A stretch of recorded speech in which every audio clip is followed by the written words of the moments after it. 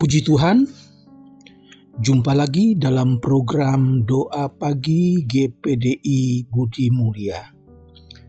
Tuhan Yesus baik, kita masih bisa jumpa lagi, baca firman Tuhan bersama, berdoa bersama, menikmati kemurahan Tuhan di hari yang baru.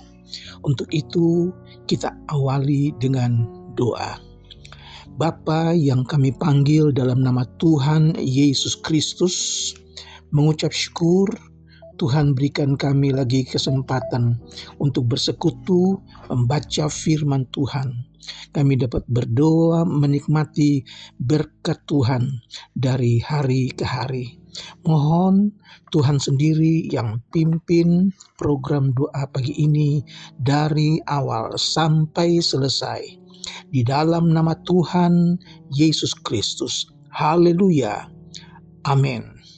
Puji Tuhan, Bapak, Ibu, Saudara.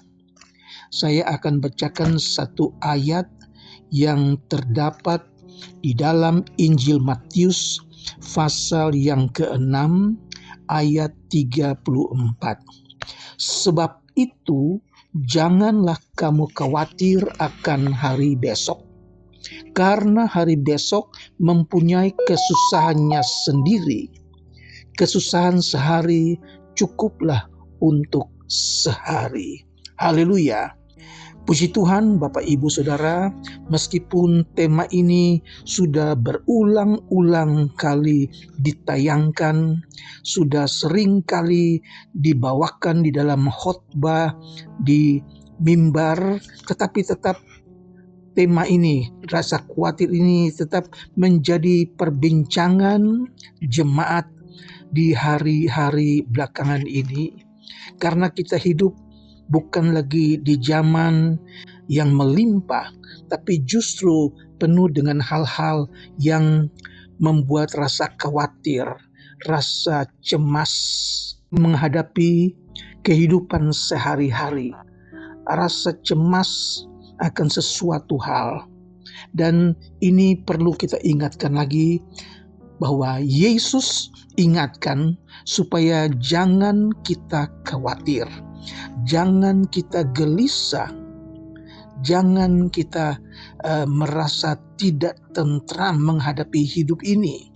Karena kita harus percaya bahwa di dalam Yesus ada pertolongan, di dalam Yesus ada jalan keluar.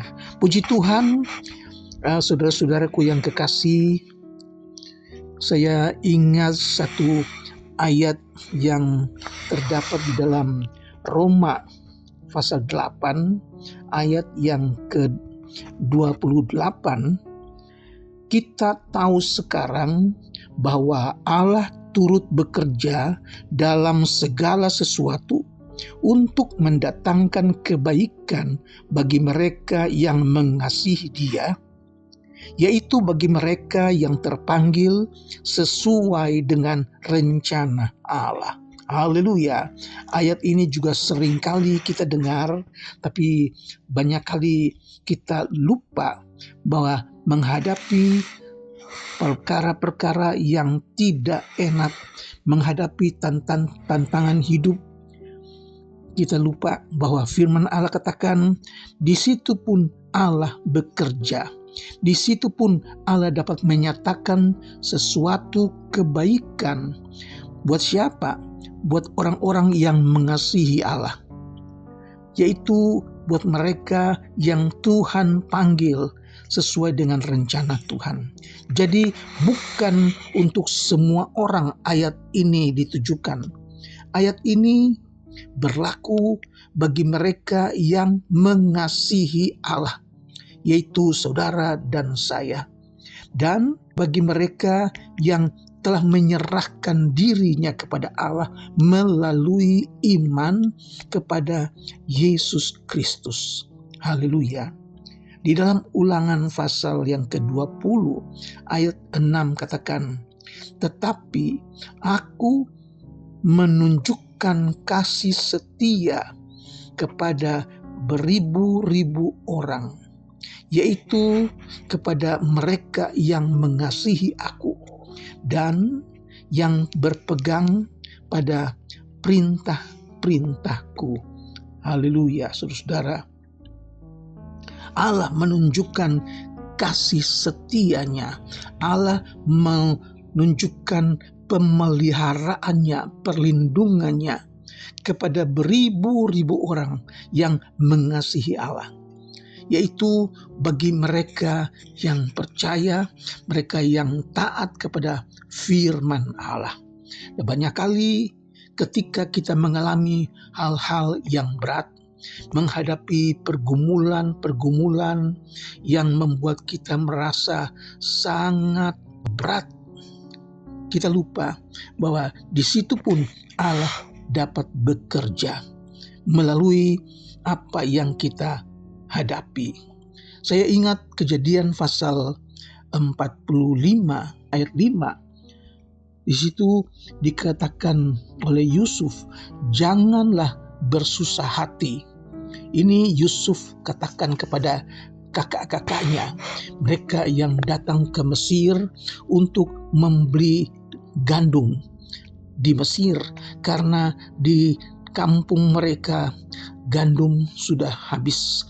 Terjadi bahaya kelaparan yang parah waktu itu, sehingga ayah mereka Yakub suruh mereka pergi ke Mesir, beli gandum di Mesir. Tetapi justru di Mesir mereka harus bertemu dengan adik yang mereka buang, adik yang telah mereka jual, dan mereka belum kenal pada waktu itu, karena Yusuf sudah menjadi seorang pemerintah yang berkuasa di Mesir. Mereka bayangkan, karena Yusuf yang mereka jual adalah seorang anak yang masih muda belia, seorang yang tidak punya apa-apa. Tetapi ketika Yusuf bertemu dengan saudara-saudaranya, dia mulai bertanya kepada adiknya Benyamin, dia mulai tanya kepada mereka tentang papanya Yakub, dan mereka mulai curiga, kok dia tahu adik kita ada yang satu bernama Benyamin, kok dia tahu bahwa ayah kita bernama Yakub. Dan pendek cerita, akhirnya Yusuf katakan kepada kakak-kakaknya, janganlah bersusah hati dan janganlah menyesali diri karena kamu menjual aku ke sini, sebab untuk memelihara kehidupanlah Allah menyuruh aku mendahului kamu. Nah, di sini ayat ini seperti yang kita baca dalam Roma pasal yang ke-8 tadi, bahwa Allah turut bekerja di dalam segala sesuatu untuk mendatangkan kebaikan. Melalui Yusuf, adik mereka yang mereka benci, adik mereka yang mereka mau binasakan, mereka buang ke dalam sumur, tapi akhirnya mereka jual kepada pedagang-pedagang Ismaili. Dan pedagang-pedagang Ismaili pergi ke Mesir menjual Yusuf di pasar. Dan yang membeli Yusuf adalah seorang kaya Mesir yang bernama Potifar. Potifar membeli Yusuf dan menjadikan Yusuf sebagai seorang budak yang membantu rumah tangganya. Haleluya. Pendek cerita, ketika Yusuf bekerja di rumah Potifar, Potifar merasa bahwa rumah tangganya diberkati, dan Potifar sadar bahwa Yusuf adalah seorang muda yang penuh dengan roh Allah. Yusuf disenangi oleh Potifar, tetapi kita lihat bahwa istri Potifar pun menyenangi Yusuf.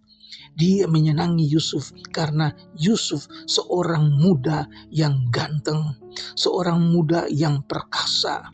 Oleh sebab itu dia jatuh hati, dia ingin menguasai Yusuf untuk memuaskan nafsunya. Tetapi Yusuf bukan seorang pemuda sembarangan. Dia adalah seorang pemuda yang takut akan Allah, seorang pemuda yang takut akan dosa. Itu sebabnya berkali-kali istri Potifar ingin membujuk Yusuf untuk tidur bersama dengan dia. Tidak berhasil. Berkali-kali dia membujuk Yusuf, tidak pernah berhasil. Sampai satu ketika dia tangkap baju Yusuf karena Yusuf mau melarikan diri, sehingga baju Yusuf itu robek, saudara-saudara. Dan dia berteriak, minta tolong. Dia katakan bahwa anak Ibrani ini sedang berbuat jahat kepadanya. Ketika Potifar pulang, istri Potifar melaporkan kejadian ini kepada suaminya, dan suaminya langsung memenjarakan Yusuf. Tidak ada pertanyaan, tidak ada pembelaan. Yusuf dijebloskan ke dalam penjara. Saudara-saudara, tetapi Tuhan menyertai Yusuf. Di penjara pun Tuhan memakai Yusuf. Tuhan membuat orang-orang senang terhadap Yusuf. Bahkan Tuhan berikan Yusuf kemampuan untuk mengartikan mimpi. Saudara, pendek cerita, Yusuf akhirnya diangkat oleh Raja Firaun menjadi orang nomor 2. Karena Yusuf dapat mengartikan mimpi Firaun. Mimpi yang tidak dapat diartikan oleh orang-orang pintar Mesir, tetapi Yusuf dapat mengartikannya. Yusuf diangkat, dan Yusuf yang katakan kepada Raja Firaun tentang masa kelimpahan dan masa kekurangan. Yusuf menyuruh Firaun, bangun lumbung-lumbung gandum untuk menyimpan gandum-gandum di masa panen raya. Dan ketika gandum-gandum itu sudah diisi penuh di Mesir, terjadilah bala kelaparan hebat. Bangsa-bangsa lain datang ke Mesir untuk membeli gandum di Mesir. Tetapi melalui Yusuf, dan ini yang Yusuf katakan kepada kakak-kakaknya ketika mereka datang ke Mesir untuk membeli gandum. Yusuf katakan, janganlah bersusah hati dan janganlah menyesali diri karena kamu menjual aku ke sini. Sebab untuk memelihara kehidupanlah Allah menyuruh aku mendahului kamu. Puji Tuhan, dalam penderitaan, di dalam linangan air mata, Allah punya rencana. Di situ pun Allah dapat bekerja. Haleluya. Oleh sebab itu Tuhan Yesus ingatkan lagi, jangan kamu khawatir tentang hari esok. Hari esok punya kesusahannya sehari. Kesusahan sehari cukuplah untuk sehari. Haleluya.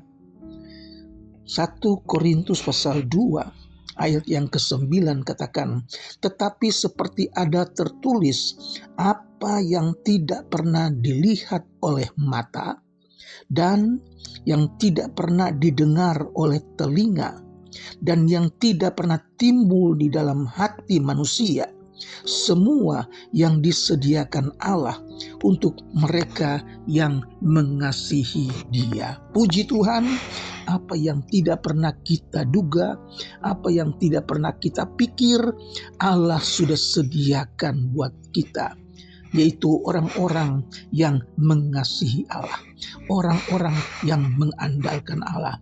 Dan Bapak, Ibu, Saudara sekalian juga adalah orang-orang yang dipilih Allah, orang-orang yang mengandalkan Allah, dan Allah sudah sediakan semuanya buat kita sekalian. Puji Tuhan, Tuhan kiranya memberkati Bapak Ibu sekalian, supaya kita hanya berserah kepada Allah. Tidak perlu khawatir yang berlebihan, tidak perlu cemas, tidak perlu bergelisah untuk hari esok. Hari esok ada susahnya sendiri. Hari ini susahnya cukup untuk hari ini. Tuhan memberkati di dalam nama Yesus. Amin. Mari kita berdoa. Kami mengucap syukur buat firman Tuhan, mengingatkan kami lagi supaya jangan kami khawatir, jangan sampai kami menjadi cemas, hilang iman, hilang pengharapan. Tapi biar kami taruh harapan kami hanya di dalam nama Yesus. Tuhan Yesus yang berjanji, Yesus juga yang akan menepati janjinya. Memberkati semua pemirsa yang mengikuti program doa pagi ini. Tuhan Yesus, rumah tangga Tuhan berkati, pekerjaan kantor, pekerjaan di rumah, pekerjaan dalam bidang transportasi, mereka yang mencari rezeki, Tuhan berkati. Berikan kesehatan, kekuatan, tambahkan sukacita di dalam melayani. Kami berdoa juga untuk mereka yang belum bekerja, yang mencari pekerjaan, Tuhan buka jalan. Hamba-Mu berdoa buat jemaat yang sakit, yang lemah, yang bertanggungan berat. Tuhan, mari datang, jamah mereka, sembuhkan mereka, angkat beban mereka, berikan mereka iman, kemenangan buat mereka yang percaya kepada Tuhan. Terpujilah nama-Mu Yesus. Kami serahkan semuanya ke dalam tangan Tuhan. Di dalam nama Tuhan Yesus Kristus. Haleluya. Amin.